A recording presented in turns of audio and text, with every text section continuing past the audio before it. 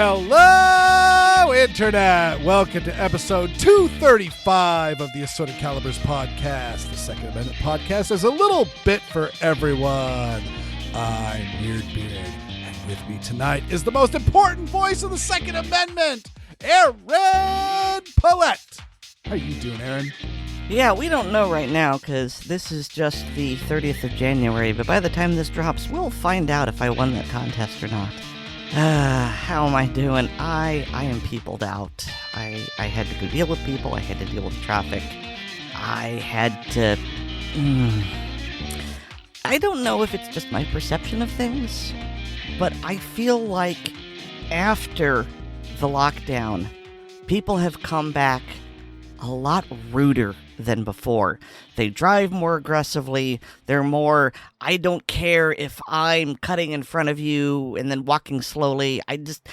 Everyone just seems a lot more self-centered, and I don't know if that's just where I live or if it's my own incorrect perception or if you've encountered it too.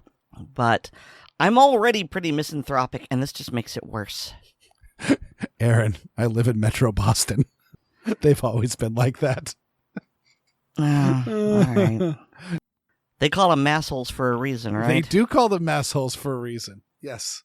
They were absolute self-centered jerks before and driving like maniacs before the lockdowns. The lockdowns happened and there was surprisingly little traffic and it was actually kind of nice. Of course, there was no place to go, and then stuff started opening up again. And it's actually was a little bit better only because after the lockdown, a whole bunch of businesses went, oh, we could do things remote. You know what? Why don't you just stay at home? So there's ever so slightly less traffic. Not that you would notice. It's not quite as bad as Atlanta or DC, but it ain't great. So, yeah, that's... Oh, there's also the fact... I know, I'm not going to talk super long about weather because I know people are just thrilled about that. But the other day, it was 40 degrees. And then, I don't know if it was the next day or the day after, but it was then 80 degrees. That's schizophrenia on the level of Sybil. It's just... what the heck? We've been having the exact same thing. Is like, I was actually laughing about the fact that I've got like 3 different coats hanging up in my mudroom because it's one of those like, I can't decide. Do I wear the heavy coat, the light coat, the heavy coat, or the medium coat? I don't even know what day it is going to be. I always just look outside out the window. All right, is there snow on the ground? Are there puddles on the ground? Is there ice on the ground? And then just I have no idea. Half the time I just open up the door and step out on my porch and stand there for a couple of seconds and then step back in and get dressed appropriately. And it may change again. Yeah, we've had warm days, we've had cold days, we've had freezing days. Yeah. So, yeah, the weather stinks. And so other than that, Weer'd, how are you doing? I'm about the same as you, only because we had a surprise party for my wife's uncle. He turned 80, and we invented a very elaborate story that got him to a country club that he frequents, and we were all there. And of course, he was shocked and in awe. And it was a good time. And some of the family was staying over in various hotels or at local people's houses. And my wife, we got invited over to some people's houses and got invited to someone had an extra hotel room. And my wife's like, yeah, I kind of just want to just make it a day trip. I said, I got no problem doing all the driving. And so we drove up and back. I think it was like 200 miles one way. So it was quite a bit of driving. And it ended up being a very, very long day for my daughter. And all of you that have children will know when I say it was a long day for my daughter and we're paying for it now. So that is our day. Luckily, my daughter's pure and abject rage that was going on this morning subsided to absolutely insane giggling. So we'll take that over the other. And we tried to get her down to bed early. She was actually still awake when I came down here to start recording. So we shall see if she conked out in a reasonable fashion. My fingers are crossed, and hopefully she'll sleep in and wake up in a much better condition. So yeah, so I'm ragged too, but that doesn't mean that we're not going to do an excellent podcast. Am I right?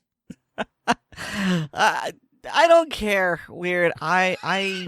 This podcast today, at least my part of it, is brought to you by Cayman Reef Barbados Rum, aged 5 years. Ooh. One of my blogger friends, not our David, but the other David Blackard, he periodically sends me alcohol, and he calls it editor sedative. And so I am drinking that because I need something to take the edge off. So at this point, I don't care what kind of show we give. You get what you pay for, folks. I'm looking at a half-empty martini myself, and it's delicious. Well, you know what? Let's start off with a little bit of gallows humor, shall we? And, yeah, I was trying to think of some sort of segue about, what else isn't right, and et cetera, et cetera.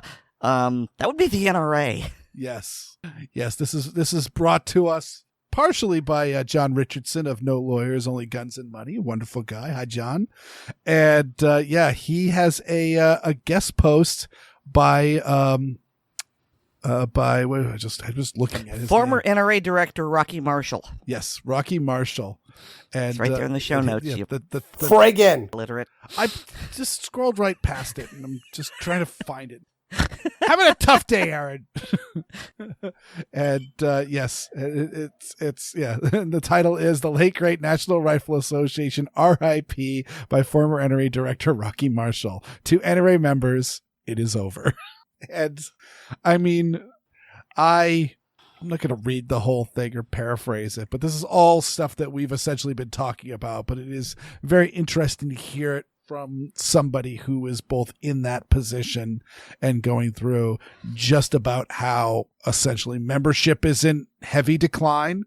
I mean, both from people hearing about the controversy of the NRA, and then also because the NRA is so embroiled in controversy, they're really not doing the level of activism that they used to do, and they're not as visible as they were. And so the big question, where was the NRA? Like, we had the assault weapons ban and magazine ban and background check bill and all sorts of crap passed in Washington State. No, that was Oregon, right? It was Oregon. That was Oregon. Yes. Although, interestingly enough, Washington State has that law. They're trying to pass it, and I believe it's going to go on a vote sometime this week. So, yeah, they're trying the same exact crap. I mean, Washington got their universal background checks through referendum. It was in the big Bloomberg push. They were one of the winners. There was the stalemate of Nevada where it passed, but the AG overturned it because it was written by New Yorkers for New York, and Nevada's not New York. And then, of course, I as a Mainer, I must say the great state of Maine was the marvelous victory where we just stomped its guts out and just said, no, we don't want that. Go away. And it appears that if you stomp their guts out, they do just go away. At least on that, they do abandon that. They don't just keep trying the same thing because, again, nobody has gone back and resubmitted this an updated background check bill to Nevada. Instead, they have just left it the hell alone. And so the idea of, well, if the NRA had been in Washington, if the NRA had been in Oregon, maybe they could have pushed that little bit over the edge. Again, the anti-gun bills that passed by very, very narrow margins. It wouldn't have taken much to shift it the other way.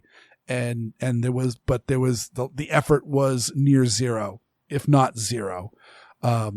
And so that has gotten a lot of people alienated with the NRA of the, what have you done for us? Why would I give you money if you're going to give me nothing? And, of course, also the nothing is is often getting liquidated into hiring lawyers to make sure that Wayne doesn't go to prison. Mm-hmm.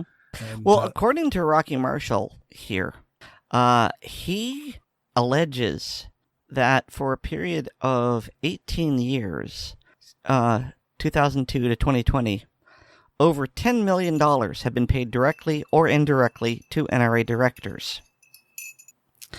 I'm just going to let that sit for a moment. That is a non-trivial amount of money. Well, it's true. There's also the fact that I'm pretty sure being an NRA director is not a paid position. So why are they being paid? It rhymes with bride.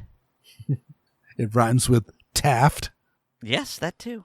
And of course, last week we had Logan Medish on talking about how now the NRA Museum can now be Wayne LaPierre's personal piggy bank. Mm-hmm.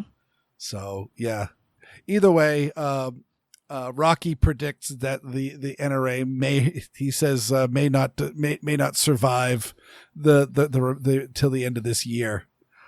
We shall see about that. I don't know if I'm willing to bet on something as much as that, but I certainly have got to say that between all of the corruption and shenanigans that are being exposed by the New York Attorney General and their actions in response to it and their actions while this is all going on, and now things like, oh, we're going to just start liquidating or potentially they haven't I haven't seen any evidence of it unless I have heard, I think it was Logan said it in one of his videos, that there's very potentially a bunch of stuff from the back rooms of the NRA Museum have already disappeared out the back door and gone off to auction.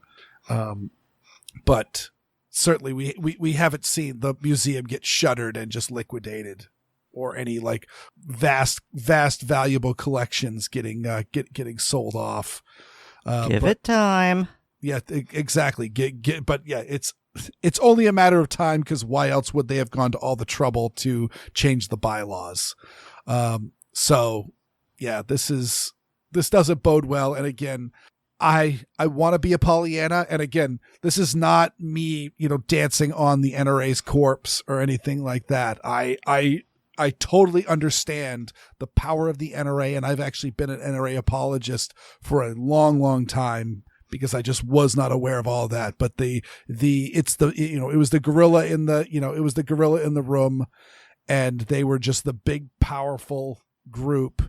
But at the same time, because they are so big and because they are so powerful, they're very, very slow to move, very, very slow to change directions, and can be very stuck in their ways. So they've been a little bit more backwards and a little less, reactive than, say, smaller, more nimble groups like the Second Amendment Foundation. But I got to say, now that I've seen all the corruption and all the stuff going on, and again, all the attempts that were made to oust Wayne LaPierre after all of this stuff started coming to light, and just because of how the bylaws are written, that he can insulate himself and protect himself and play shenanigans and make it so that all the votes add up the way that he wants it to. And we have not been able to oust him as NRA members, and it's just not going to happen. So he's only going to leave the NRA in a body bag or in handcuffs. And so I can't see, even if he was to step down or he is to get arrested and jailed for his crimes, the new executive vice president is not going to be any better. They may be better in the interim, but the chances of them again getting corrupt and starting to abuse the system for their own good, there's nothing stopping them. And since there's nothing stopping them, why wouldn't they do it? And yeah, that just says to me that it needs to die, unfortunately. Should I be super petty and go, we tried to warn you? I think that's warranted. I think that is absolutely warranted. and that's us. Like, we're not even that much Canadian. Like I said, I was an NRA apologist for years when all of this corruption was going on. I just didn't know about it. I just knew that the NRA was doing some good work. They were doing some crappy work, but it was understandable for an organization that size. And so I was saying, you know what? I'm a proud Life member. And now I am just a Life member because it doesn't do me anything, any favors rescinding it. I'll just wait until, it becomes, I don't know, it becomes Confederate dollars. All right. Well, moving on from the New York AG to the state of New York. It only gets more cheerful. Specifically, Suffolk County, which is the eastern part of Long Island. Long Island. Beat me to it. Yeah. This court case is Giambalvo, I believe is how he would pronounce his name, versus Suffolk County. And the crux of it is that Mr. Giambalvo, Zachary Giambalvo. Well, the thing is, there's a whole bunch of people, and the fact that the first plaintiff is named Zachary Giambalvo, but the thing that you linked to is actually a declaration by one of the other plaintiffs, Kevin McLaughlin, who, short version, is a U.S. Marine reservist, so clearly he knows how to shoot, because unlike other armed forces branches, every Marine is a rifleman. So, first and foremost, a Marine knows how to shoot. And so, Mr. McLaughlin, however you pronounce it, he wants to apply for a concealed carry permit as per Bruin. One of the requirements is that he needs to be fingerprinted. And he filled out the application and presented his application fee on the 1st of July, 2022. In August, he hadn't heard from them, so he contacted the licensing bureau to find out how long it would take before he would be fingerprinted, the next step in this process. The licensing bureau told him that he would be called in to be fingerprinted in approximately 3 years, which is... What's the word I'm looking for? I'm going to go with disgusting. Mm-hmm. I'm also going to go with incompetent. Mm-hmm. I'm going to throw in an obfuscatory as well, because I don't know if they are truly this behind or if they're just taking their sweet time in an attempt to discourage people. And so in this declaration, Mr. McLaughlin says, Mr. McLaughlin says that if the state is not going to comply with constitutional carry, and it won't, then any licensing process that takes more than 30 days should be enjoined as violating the Second Amendment. And I agree. And the thing is, he further goes on to say, and I don't quite know what all of these mean, but I'm pretty sure he's basically saying, look, I would be happy to get myself fingerprinted at my own expense and submit it to you, but there is no way for me to do that. And so that's at least his reason for filing this lawsuit. I imagine the others are similar. 3 years, my God. Well, first, I will turn to tell an amusing anecdote, putting amusing into huge amounts of scare quotes. Of course, I'm also going to put anecdote into scare quotes because we all know how you tell a story. But, of course, we all know that in 2016, Maura Healey, who is now our governor, she was the attorney general at the time, suddenly put out an edict just before she left town to go to the DNC, saying that pretty much huge swaths of firearms that had been legal to buy and sell in the state of Massachusetts for decades now all of a sudden were quote unquote assault weapons and therefore illegal. And many people that owned guns and had bought guns were now essentially could be convicted of, and we have a registry. So we've told the state we have them so they could technically come over and round them up and arrest us. But she said she wouldn't because, you know what, in the goodness of her heart, she understands that we bought them in good faith and would just simply not allow any further sale of quote unquote assault weapons. Well, in the interim time, I was actually attempting to buy a certain semi-automatic rifle that I'm a bit cagey about because of this story. And I talked to a bunch of gun dealers around, and like they were telling horror stories about the fact that like one dealer was like, yeah, I sold an AR-15 to a cop as a duty weapon, and he got a call like within 20 minutes of the transfer going through, trying to confirm that again he had the department letterhead that he transferred it on, because that's an assault weapon, you can't sell that. And he's saying, yeah, they hired new people. Like when they brought it on, they hired new people to be going over the registry and to monitor the transactions as they went through to flag potentially illegal sales. That in, again, the state of Massachusetts also says that when you apply for your handgun permit, you will get a response of a yay or a nay within 30 business days of you submitting your complete application. Is that true? I mean, can they really keep to that time frame, or are they incompetent? The last time it took me 3 months that I renewed. So not 30 days like they claim. So not 30 days. No, and they don't care. But again, they were willing to hire new people to make sure that nobody was selling AR-15s under the wire. But they can't hire new people to help process. And again, this all of this delay is on the state side. Your local police department bundles them up, and it takes them a couple of days to do their side of the paperwork, and then they send them out, and then they wait and wait and wait and wait and wait. And then when they get the okay, they print up the license and they call you up, and you swing by the department and pick up your license, and away you go. And yeah, so it's all about priorities, and it's very clear that this is their idea. I mean, it's actually McDonald versus the city of Chicago worked this way. It never was actually illegal to concealed carry in Chicago.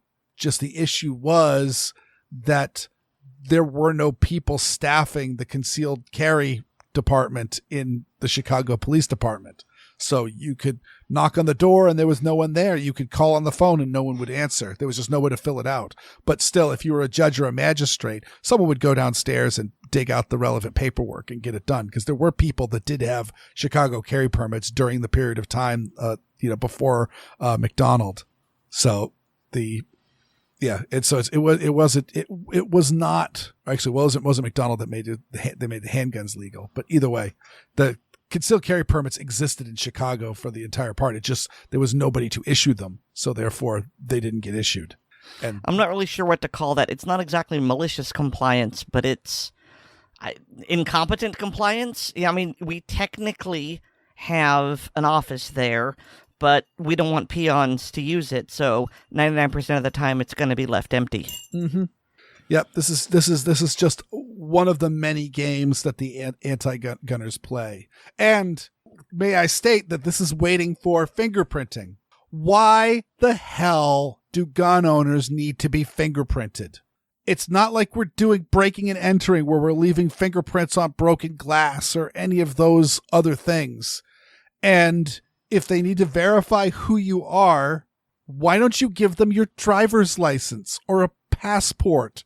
You don't need fingerprints for a passport. So it is. Shut up, peasant. Yeah, it is purely punitive. And I would argue that the only time I have ever been fingerprinted was either as a child. And I don't know if your school did this, but our school had some sort of missing child thing where they fingerprinted all the kids in the elementary schools for all that, which I'm cool with.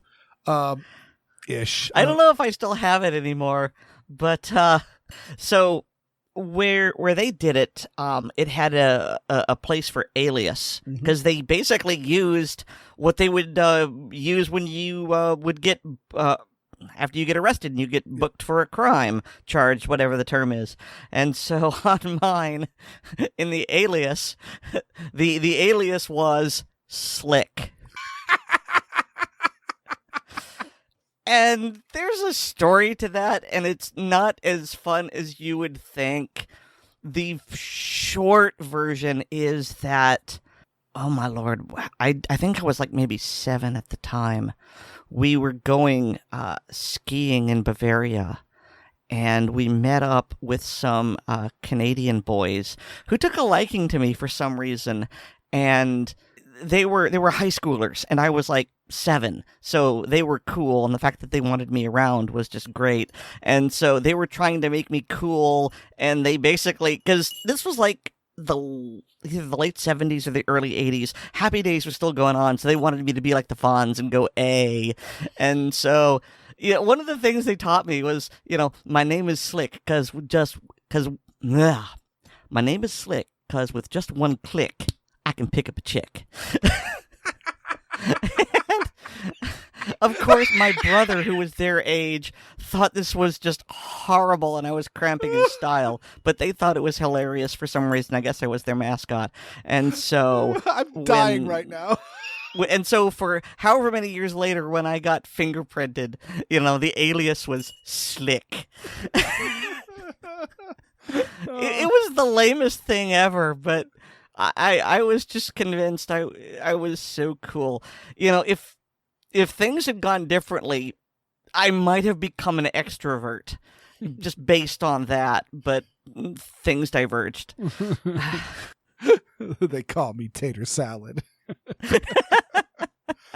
Oh, but yeah, no, I was fingerprinted as a child for this missing child thing, which may or may not be a useful tool, but at least it was reported as a useful tool. And I was fingerprinted when I was arrested, and I have been fingerprinted as I've wanted to do gun related stuff. I seem to recall there was some sort of bench warrant out for you for some. You've told the story, but I don't remember. I very, very short story. I got arrested. I got arrested on a paperwork violation or a paperwork error where essentially a ticket was paid. It was not paid by me because it wasn't my fault. And the person who was at fault paid the ticket. And the agency that received the ticket and cashed the check forgot to tell the courts that we were good and there was no need to have a hearing. And so there was a hearing and I wasn't there, and that's not okay. And then years later, 2 years to be specific, I'm driving home from a wedding and a bored cop runs my plates, and hilarity ensued. It was by far the most charming way for someone to get arrested and to have mugshots taken. I would love to see if anyone in the Scarborough PD is listening and they want to contact me about getting my mugshot. I would love to see this because I was heading back from a wedding, so I'm wearing a suit and tie, and I put on a big smile because they were both saying this is BS. Why would nobody look for you? Because literally, the address on the warrant was the address where I was living at the time. They could have just picked up the phone and just called the house and said, "Weird Beard, turn yourself in." For what? So yeah, but yes, I was arrested and they fingerprinted me there. And then I've been fingerprinted for various concealed carry permits. And if I had NFA items, which I do not, I would also be fingerprinted. And, speaking of NFA items. So this is not, I'm not going to spend a whole lot of time on this one because this is really just that we're recording this on the 30th. According to this, the ATF is going to publish this on the 31st, which is they call it factoring criteria for firearms with attached stabilizing braces. This is essentially the ban on braced pistols because as far as anybody knows, there's no way to have a pistol with a stabilizing brace and having it not be considered a short-barreled rifle under the NFA per this completely ridiculous ruling by the ATF, who were the people that allowed these braces to be sold in the first place. It is stupid. It is horrible. They have gone back and forth on 1,000,001 things already just in the interim. There was a moment where it said on the ATF's website that you could not let another person, even under your supervision, fire your NFA item, which came to a big surprise to all the people that run the shooting ranges that rent machine guns. And anybody who's ever been on a range that allows NFA items and they're shooting like a suppressed pistol and like, oh, that looks really cool. Can I shoot that? Absolutely. So, and then the ATF went, no, we didn't mean that. Well, why'd you write it then? Was that the one where it was in the FAQ, but not actually in the law? And a lot of people went, why the heck is this going on? Is this incompetence, or is someone trying to push their own personal agenda, or are they trying to get it to fly under the radar? Or am I thinking of something completely different here? Well, I mean, because ATF fudge knows no bounds. No, that is absolutely true. Yeah, no, this was all just there's no law. None of this stuff is law. This is just an opinion by the ATF, and then they're also the people that enforce it. So it's their opinion, and they're going to arrest you for it, potentially. Insert Aaron rant Chevron deference. Yes. No, we just need to get rid of this agency. Just make them go away, or just neuter them horribly, because this is just obnoxious. Is the only reason why we have stabilizing braces is somebody came up with this idea of strapping an AR pistol to someone's forearm if they don't have a working support hand, so that they can stabilize the gun better and fire it. And people said, hey, that looks kind of like a shoulder stock. And so we asked, and the ATF said, yes, you can sell this brace. And then eventually, yes, you can stick this on your shoulder and not have it strapped to your arm. And now they're saying it's completely illegal and it's an NFA item. And oh, by the way, send us pictures of it, and we will knock the $200 off your tax stamp application, which seems a bit odd, because when you're normally creating a short-barreled rifle on a Form 1, you would be submitting it for a firearm that is in full compliance with the law, and then when it comes back, then you are suddenly allowed to alter it into NFA compliance. And this is the other way around. So in itself, you are essentially admitting to a felony. And then furthermore, there's the super duper amusing talk that we talked about it last week with pistol braces that were installed in the factory on foreign made pistols. So any of the, oddballs got thankfully that was not shipped with just shipped as a regular pistol, was not shipped with a brace. That is made, I think his is Turkish. And of course we got the Dracos and all of these other foreign made pistols that can benefit from a stabilizing brace.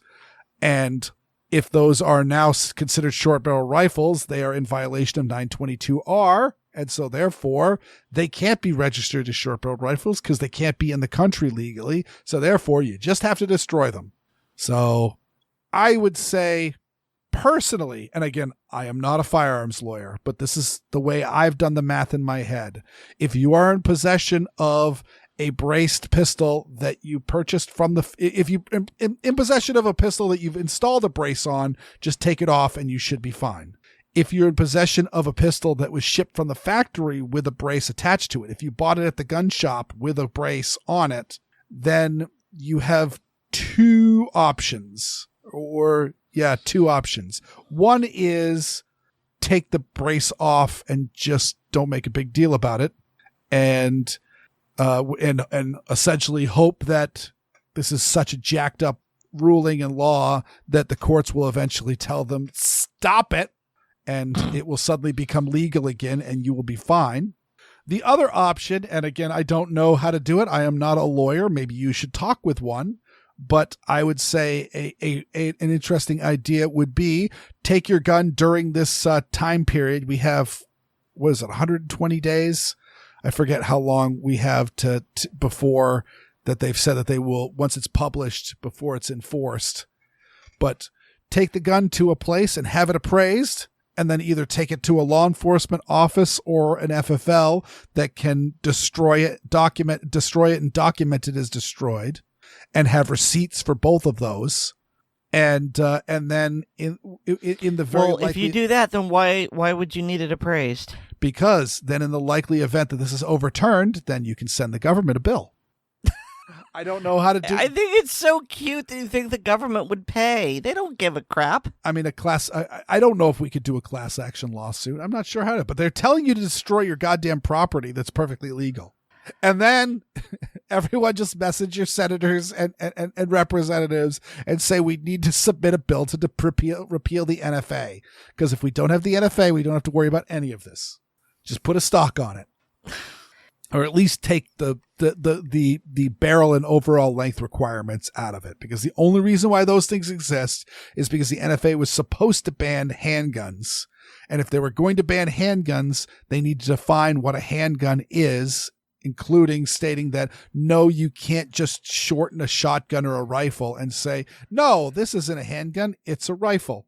So they said it needs to be at least 26 inches in overall length, and it needs to at least have a barrel length of, originally it was 18 inches for both, but now it's 16 and 18. Thank you, Ian. Okay. Enough of this. Let's go to a happy place. Well, David's happy place is the range in his backyard that he built.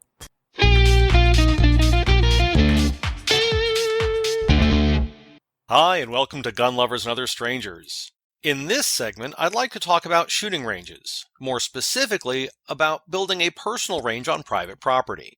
In locations where what's commonly called sport shooting is legal, people can shoot on their own property as long as they follow some basic guidelines, such as not endangering the neighbors and not being a jerk, such as by shooting too early in the morning or too late at night. One of my dreams for many years was to have a shooting range on my own property. When we moved to rural Tennessee in 2017, I was able to start working to realize that dream. The back third of our property slopes up from the basement door on the side of the house, all the way to the property line, which is fairly heavy woods. In addition, our soil is mainly clay, which can be easier to dig, unless it's too dry, in which case it's like rock, or it's too wet, in which case it's heavy and slippery. Unfortunately, life got in the way, and I didn't do much more than clear the area and mark the boundaries of the space. Then 2020 happened, and fairly early in that year, my father died. I needed an emotional outlet, but I wanted it to be something instructive, so I grabbed a shovel and a wheelbarrow and started digging. By the time I was done a few months later, I'd excavated a 6-foot wide by 8-foot deep bay in the slope outside the garage. At the rear, it's about 5 feet high, but the hillside slopes up another 12 feet or so. By very rough estimate, I moved over 2 tons of dirt. I cannot recommend taking on a project of this scale with hand tools. Rent a bobcat or hire someone who does excavation work. The savings in time and effort, not to mention physical pain, will be well worth the financial expense. I'm fairly happy with how mine turned out, at least so far. I plan to expand it both in depth and width, as well as putting supports on the sides and the back to help with erosion control. Most likely, I'll use old railroad ties for this purpose. Unless large sections of armor plate are available, railroad ties are one of the more cost-effective options for home range backing. When planning your range, there are several things to keep in mind. I'll be focusing on considerations for an outdoor range, as that's what I built. Many of these points, as well as others, will also apply to an indoor range. Number 1, legality. Before I started my project, I talked to local law enforcement and checked the county regulations. As I live in an unincorporated area, that's as far as I needed to go. Number 2, property layout and shooting direction. It's essential that any shooting is constrained to a safe direction. My property is a relatively long and narrow plot. If things were laid out differently, I might not have been able to orient my range optimally. Number 3, backstop. This is more like 2B. I'm fortunate that my property slopes up in the right direction. Otherwise, I would have to build a large enough berm to make sure fired rounds don't escape the property. Minimum recommended height for a backstop is 10 to 12 feet, though higher is better. Number 4, runoff and erosion. An outdoor range will be at the mercy of the elements. The last thing I wanted was for the shooting bay to become a duck pond after a heavy rain. So I made sure the bottom sloped down as it approached the entrance. That didn't keep the back and sides from eroding from rain and runoff. That's why I'm planning to add supports as the project progresses. And as I mentioned earlier, railroad ties are my first choice for this purpose. Number 5, targets.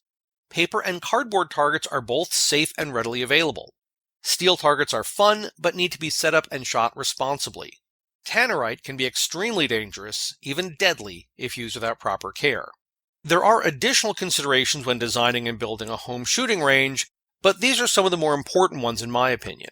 For any of our listeners who are considering a home shooting range, take your time and plan first, dig second. Have fun and safe shooting. Kind of guns you bring, huh? Bet you it's big and fancy. I don't own a firearm. Yes? That about wraps up this segment. If you have any questions for me or suggestions for future segments or a comment on a past segment, please post them on the Assorted Calibers Podcast Facebook or MeWe pages, and Aaron or Weer'd will make sure I see them. I'm also a contributor on the Blue Collar Prepping blog, which can be found at bluecollarprepping.blogspot.com. We're always looking for people interested in submitting posts to the blog, so please check out the site.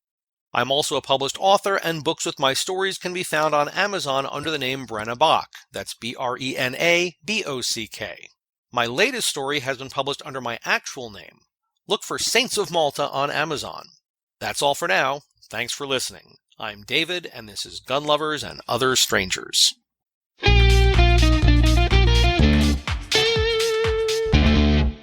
Oh, to be able to shoot a gun or to test out a new hand lobe, like while in your bathrobe and slippers. I mean, in theory, I could go to my gun club in a bathrobe and slippers. How the elephant got in my bathrobe slippers, I'll never know. Is that a Groucho Marx? Well, that's a Groucho Marx line. It was a terrible impression of him, but yes. I mean, I immediately picked it. I hadn't heard the original line, but it was a. So the joke goes, he was in Africa on a safari, and while on the safari, he shot an elephant in his pajamas. Why the elephant was wearing his pajamas, he never knew. Ba-dum-ba. I thought it was a good Groucho impersonation. I immediately knew who you were impersonating. Gilbert Godfrey used to do a good elderly Groucho Marx impersonation, and it was completely dead balls on. It was amazing. Oh, and may I add, if you would like to see David's house shooting range, if you are a Patreon member, Panya shot a video of Oddball and David firing off the micro cannons that we all got for Christmas, and attempting spoiler alert, attempting to fire off the potato cannon that Oddball and David built. It's a really hilarious video. Potato, potato, potato, potato, potato, potato, potato. Aaron pulls in her Harley Davidson. The rum is having an effect. I don't know if you noticed. Because I think I'm hilarious. I mean, you're not wrong. So, shifting gears, and I don't have a good segue for this, and I've actually forgot to write down a script for this, so I'm going to sound awful, but potatoes, they come from the Great Plains, and who lives in the Great Plains? Why, Matt from Geeks, Gadgets, and Guns. And what else do they have in the Great Plains? Long ranges, and so they are much more skilled than I am, who live in the friggin' woods, to deal with long range optics.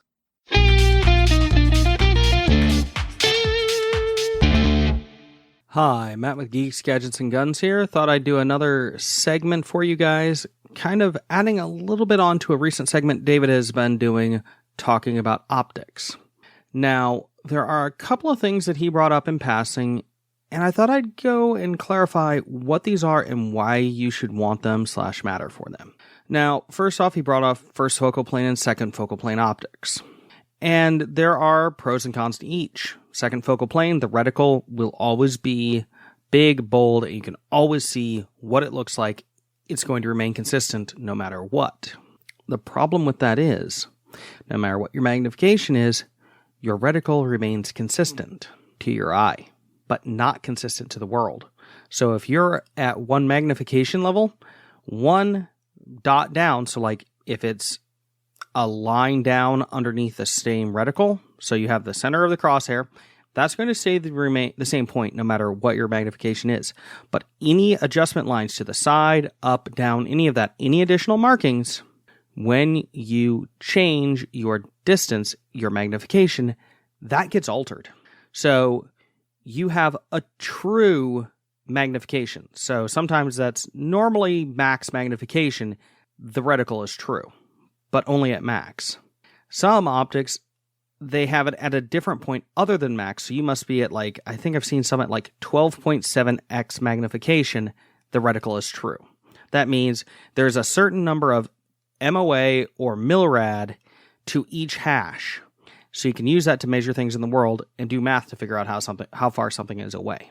That also means your holdover is going to change. So let's say, hey, at 50 yards, I need to hold down one dash. Well, that's going to change depending on what magnification you're at. Let's say you're at a 4x magnification on a 12x scope. Your point of impact is not going to remain on that line if you're at 4x magnification if it was at 12x.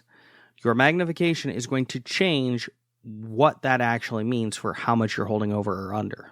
That can be a problem. With first focal plane, let's say you're talking a 1 to 8 or 1 to 10 power optic.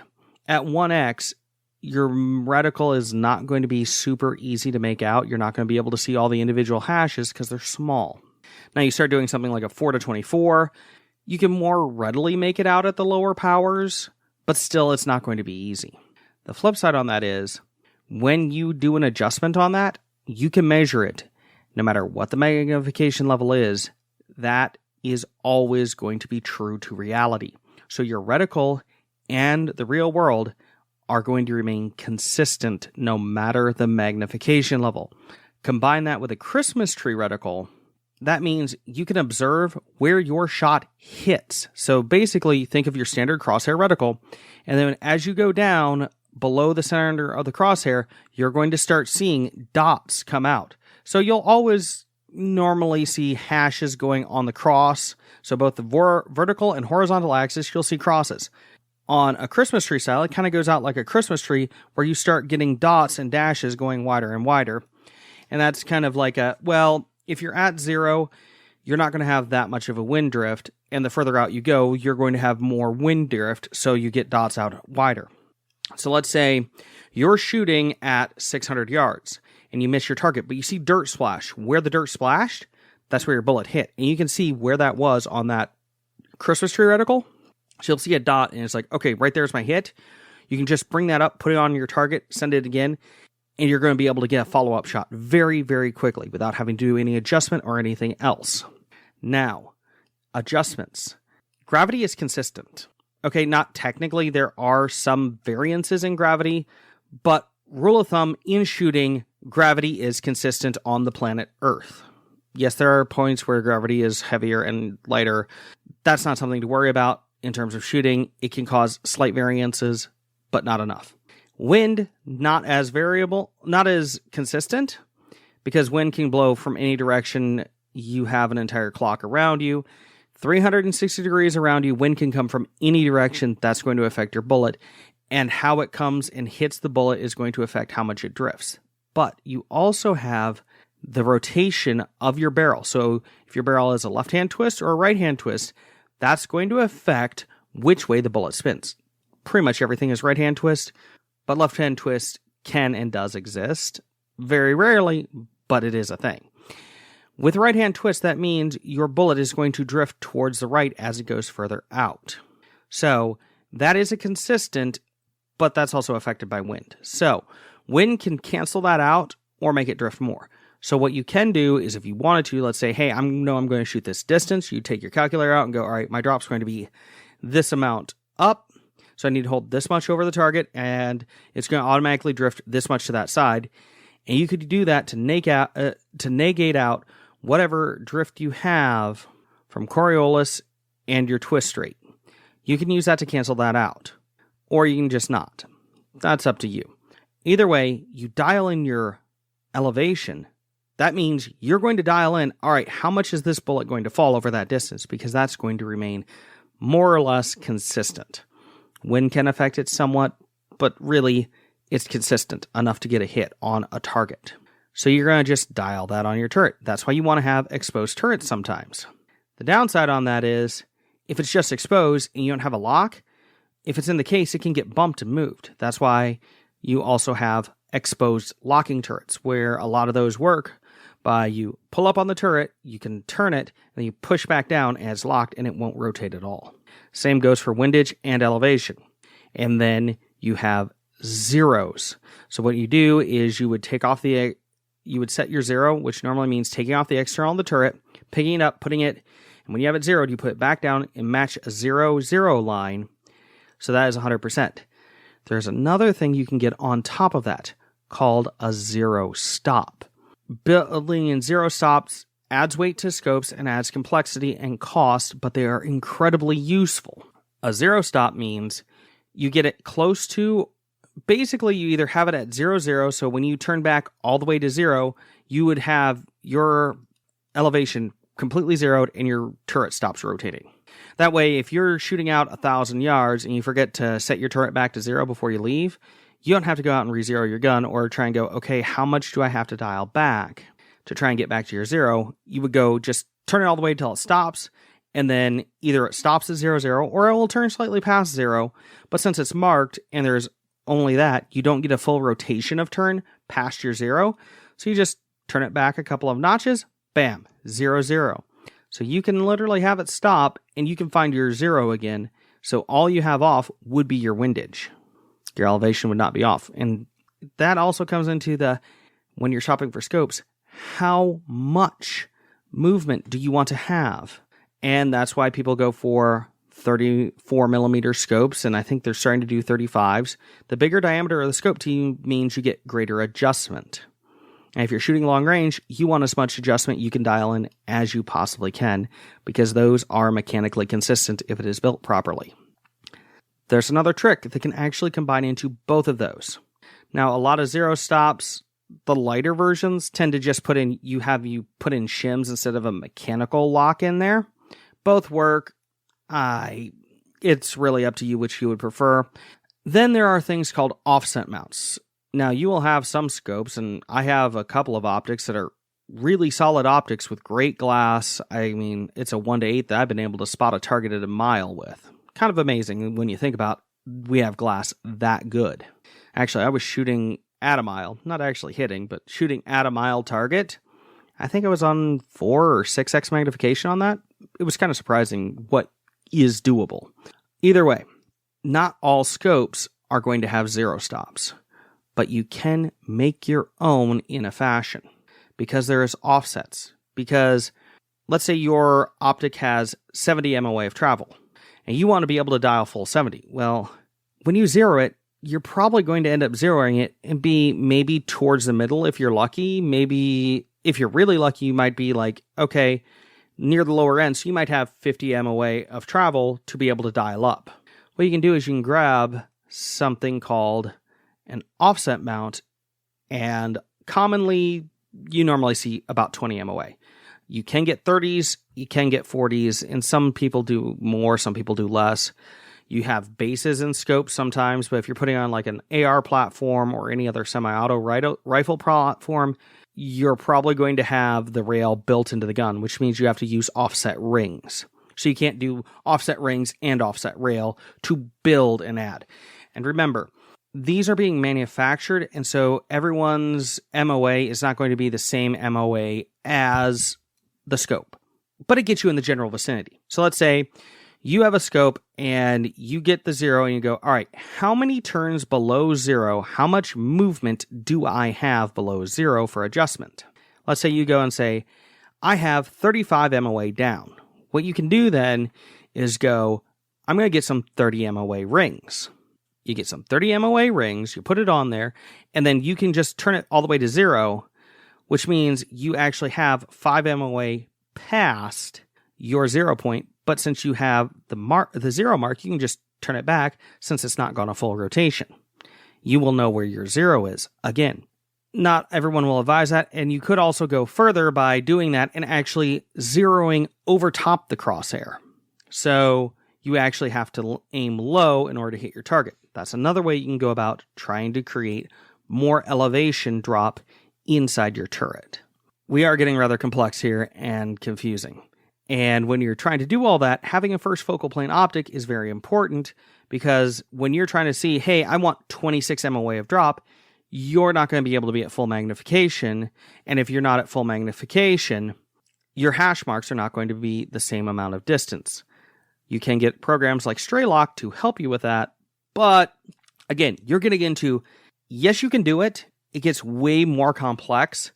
And how much complexity are you willing to put up with?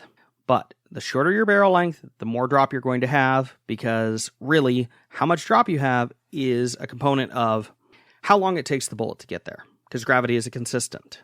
So how far is it going to fall is a matter of time. So how fast is the bullet getting there? How efficiently does it get there? And how fast does it slow down? Every single one of those equals more drop. That's why 6.5 is one that people like a lot, because it doesn't drop as much, mostly because it goes a bit faster, not a ton, but really it doesn't slow down as fast.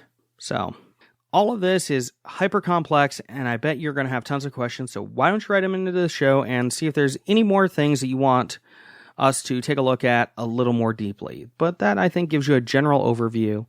Thanks for listening.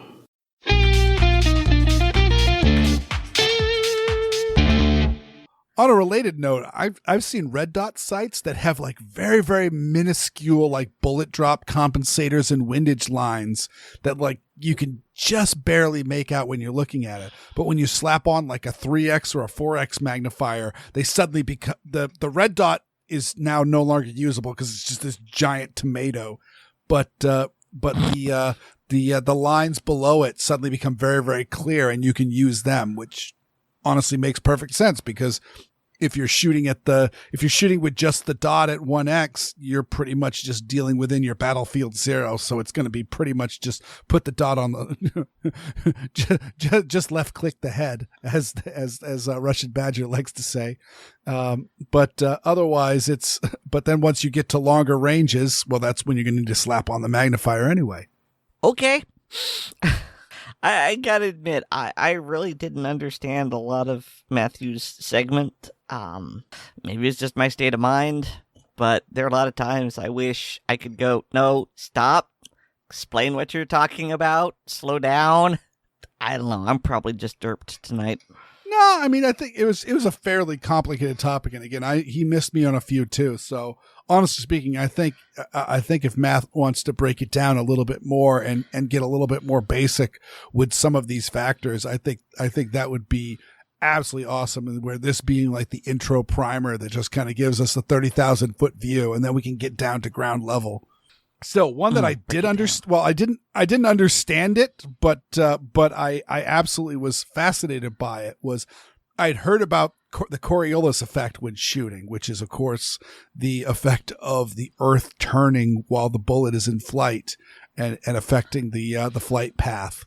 But I've never heard of the twist of your rifle barrel altering how your 0 is going to affect your bullet at ranges. I don't know how I have been a gun geek for this long and not heard that before. I mean, I heard that.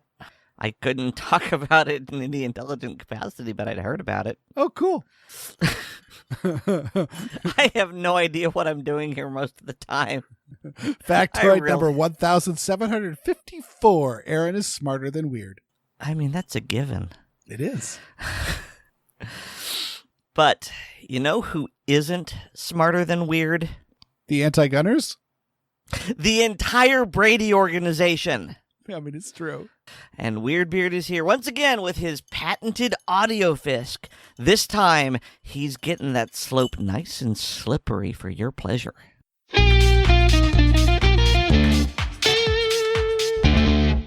In my next installment of Fisking the Brady Campaign's attempt to rebut Second Amendment talking points, we cover the big one.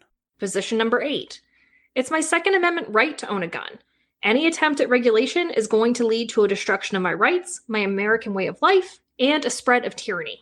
Who's to say this is exclusively American? I would argue that countries who regulate private ownership of arms are just as tyrannical. And somebody from England, somebody from France, somebody from Zimbabwe, someone from Sri Lanka, somebody from Indonesia, someone from China, someone from Australia, somebody from anywhere, all have just as much right to personal protection and arms as Americans do. We're just the only country that recognizes that. My name is John Lowy. I'm Vice President of Legal at Brady. And how I answer this question is, first, the Second Amendment has always allowed for sensible gun laws and regulations. Well regulated is even in the Second Amendment itself. I think by now we should know that the gun control lobby community is as incestuous as it is small. Many people work for multiple organizations. John identifies himself as the Vice President of Legal at Brady because this is the Brady Campaign's podcast. But John's bigger accomplishment is that he's the founder of Global Action on Gun Violence, GAGV. This is the group that helped the Mexican government sue the U.S. gun makers for cartel violence, a case that was dismissed. Brady sure loves those baseless lawsuits. They can't win, like ever. But they can force you to fight them in court and make it cost more to fend them off than it costs them to file the suit. And in the case of the Phillips family, where they're forced to pay damages, they could just let the victims file for bankruptcy. This was all just in case you didn't know. You were listening to the words of a very classy and a very honest man. Of course, the idea that the founders wrote well-regulated in the Second Amendment because they wanted lots of laws for the ownership and carry of guns is foolishness. We all know that language changes. The word plastic means flexible. But now that petroleum polymers can be made in every texture and physical property, hard plastic isn't the oxymoron it would have been in the 19th century. Heck, in 1960, you would have first heard the theme to the Flintstones. And in the end, where you heard... Have a do time, we'll have a gay old time. Wait, did that mean Fred and Barney might have been a bit more than friends? Of course not. The common parlance of the time, gay meant happy, not homosexual. In the 1790s, well-regulated meant in good condition or well-functioning. The strongest proof we have of this has been enshrined in the NYSERPA v. Bruin decision, where Justice Thomas notes in his ruling that there was zero regulation on firearms or firearms ownership at the time of the ratification of the Second Amendment. It wasn't until 1934 that we had any laws against gun ownership with the National Firearms Act, a law that in itself violates the Constitution. And really, the modern era of gun control started in 1968 with the Gun Control Act. So no, John, the Founding Fathers would not agree with the Brady Campaign on heavy regulation of gun ownership, banning of carrying guns, and banning most guns. In fact, they'd probably have you hanged for treason given the lawsuits you've been involved in. Protecting families and communities with strong public safety laws is an important part of the American way of life. Except Ben Franklin famously said, "Those who would give up essential liberty to purchase a little temporary safety deserve neither liberty nor safety." Oh, and look at this. Some of the safest states in the country are some of the least restrictive on guns and gun ownership. Places like Maine, New Hampshire, and Utah. Massachusetts and New Jersey are also safe states per crime statistics, but that only proves that gun control is not a predictor of safety. And as a resident of Massachusetts, I will note that as the state becomes more and more restrictive on gun ownership, violent crime is only going up. So John and the Brady Campaign are suggesting we sacrifice liberty in exchange for less safety. I'm going to be a no on that one, John. We care for each other, or we should. We protect our children, or we should. It's the tyranny that most Americans are concerned about is the tyranny of indiscriminate gunfire, of being shot when you go to church or shopping or a concert or a school. Only because anti-gun groups like the Brady Campaign or Everytown keep causing panics about spree killings that are exceedingly rare, while ignoring gang violence, which is rampant in areas of heavy gun control, and perpetrated by people who are restricted by countless gun laws against owning, carrying, or acquiring guns. You're just a bunch of lying liars. Gun control doesn't work, and we should all fight until it's all gone. Americans are not more criminal or mentally ill or suicidal or dangerous than people from other countries. But we're subjected to so much more gunfire because the gun industry is allowed to run amok, and our political leaders have failed to enact common sense laws that have been shown to work in states and other countries. No, we're not. We're also no more violent. John, of course, is using the dishonest metric of gun violence and conflating it with violence or murder. Plus, for the numbers to show the United States having higher incidence of gun violence, one must exclude all the other countries with more gun violence than the U.S. because they're poor, without noting the irony that somehow people who are poor are more likely to own expensive things like guns. As I said, gun control does not make us safer, nor do guns cause crime. This is as true outside the United States as inside. That is destroying our most important right, our right to live. He's just repeating the same lie over and over again. You are not safer under gun control. People are being shot in Chicago, LA, San Francisco, and New York City right now, while Maine and New Hampshire are enjoying peace and tranquility, while carrying guns without permits everywhere they go. Okay, one more quick one. Statement number 9. This is all about a lack of security. The solution is to harden schools or grocery stores or other targets. Well, it is about a lack of security, but I don't know if hardening is always the best answer. Hi, my name is Shika Hamilton, Vice President of Organizing at Brady. Nothing special to report about her, just that she's been working for Brady since the Million Mom March days. And the way I would answer this question is, number 1, not every community has the funds or money to secure every grocery store, school, movie theater, place of worship. This is why I think it's not a great idea to harden everything. Plus, do we really want the pain in the ass of going through airport security for every aspect of our lives? Especially since airport security doesn't even do a good job at keeping the secure areas of the airport secure. And secondly, is that the environment we want to live in with metal detectors and security guards everywhere we go? Because gun violence is everywhere we go. Like I said, I don't want to be patted down just because I'm pumping gas or buying groceries or going to church. Still, she's sowing a fallacy here. Gun violence isn't everywhere we go. Pause the podcast. Take just a moment to just listen. Hear any gunshots? If you did, you're probably some of the listeners who listen to this show through Bluetooth hearing protection while on the gun range. Gun violence isn't everywhere. It's a relatively rare event that happens in brief and horrible episodes. These episodes could happen anywhere at any time. That's why I carry a gun. And with 25 states having constitutional carry, the bulk of the rest being very friendly to permitted carry, and the rest getting sued for violations of the Constitution, what is everywhere is good people carrying guns. And instances of mass shooting most often target areas where guns are not allowed. She mentions schools and churches, which are often gun-free zones by state laws. She says grocery store because this podcast was recorded on the heels of the Buffalo grocery store shooting, when Buffalo still wasn't issuing permits to most applicants, and the gun laws are still extreme and restrictive. At the same time, there was a shooting in Chicago, another gun control capital. So maybe the solution is to let the places you're concerned about be more like the places we all carry guns in and don't hear gunshots. In White Settlement, Texas, the church there wasn't a gun-free zone. And when a spree killer attempted to commit mass murder, Jack Wilson drew his pistol and made sure that didn't happen. Same with the posted gun-free mall in Greenwood, Indiana. Creepy little spree killer attempted to do a mass shooting, and Eli Dickens said, "Not today."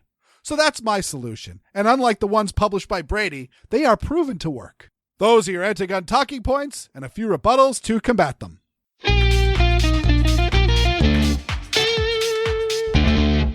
All right, Weer'd, that was pretty good. It's not your best, and I will admit that one guy's voice was just like nails on a chalkboard, and I hated it. And so I was just wincing through most of it. I didn't quite... I don't know how I got through. Like I said, I listened to these Fisks about 3 times by the time we're done. The audio that we're going through.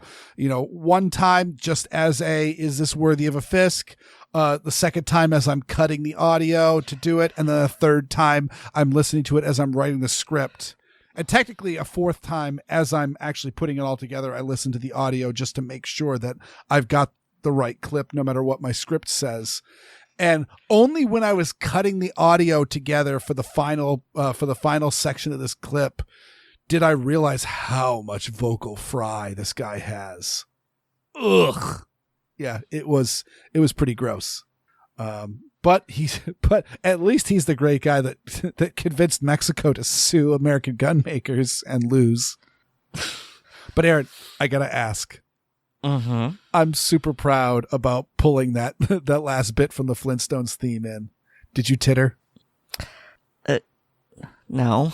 No. I mean, look, it was a valid point, and you scored a hit, and I like it, but I didn't titter. My sense of humor is pretty low, but I don't giggle at when someone says gay. I don't. I'm sorry. I liked the bit about Fred and Barney being more than just friends, though.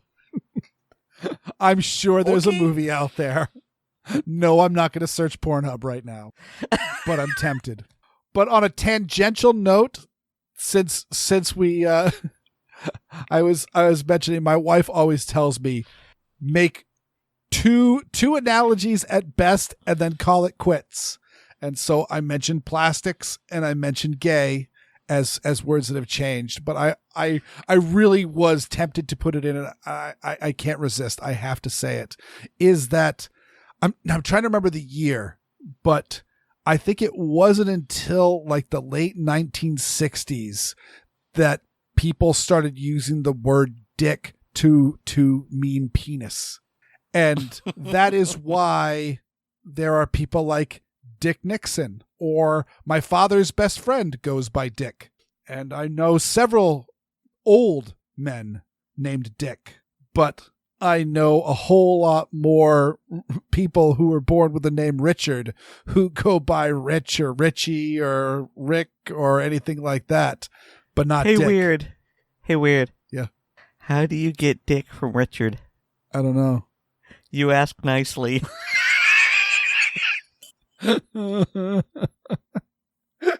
But that is one of those instances on the, yes, when, you know, when your high school algebra teacher was born, Dick didn't mean that. So it was kind of cute saying little Dickie.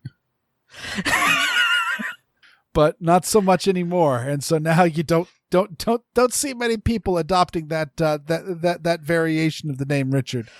So the language changes. Well-regulated militia doesn't mean doesn't mean that they want lots and lots of laws on gun ownership any more than it means penis Nixon. So speaking of Nixon, and because I think it's funny, I remembered a long time ago, and I had to look this up, and apparently in like 1990, Nixon was interviewed by the New York Times, and he said, "I have often thought that if there had been a good rap group around in those days, I might have chosen a career in music instead of politics." Can Nixon, you by the way. imagine? Thank you. Can you imagine Richard Nixon as a rapper? No, I can't.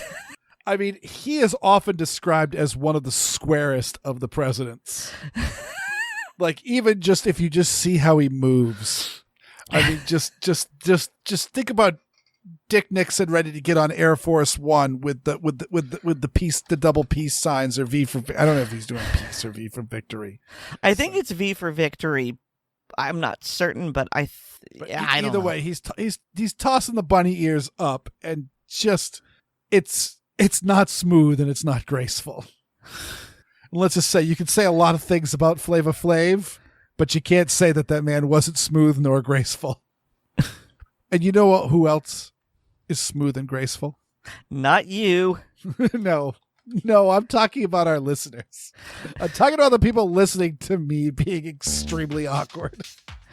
And if you want to be super not awkward, consider becoming a patron.